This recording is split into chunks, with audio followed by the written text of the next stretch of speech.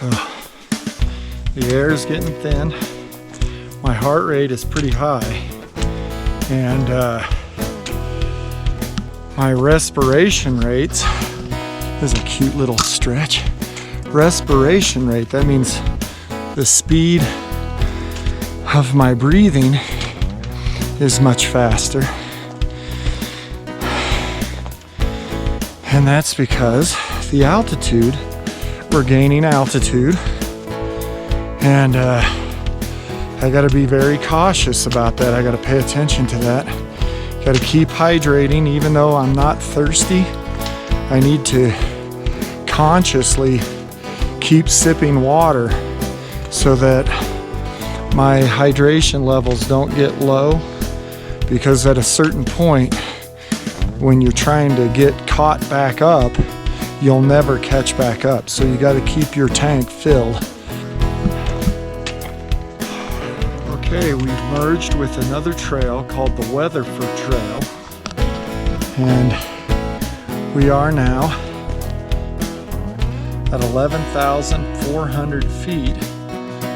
I need to make sure I don't push beyond my limits and get myself into a situation where I'm having altitude effects syndrome or altitude sickness, which could be fatal. And you never want your trip to become fatal. So you always want to make good decisions. And we'll talk probably more about that on the trail. Our goal is to summit.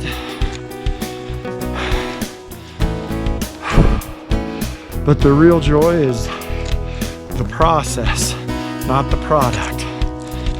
So here's a little math about altitude.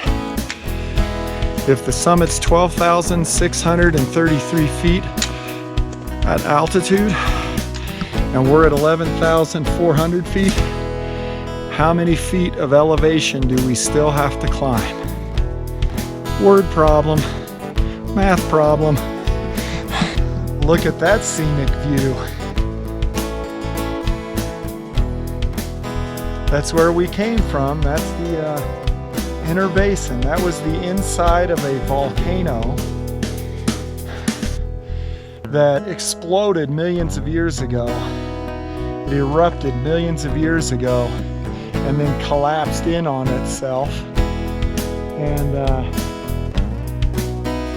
over the millennia, over the time frame, has really become a just beautiful place.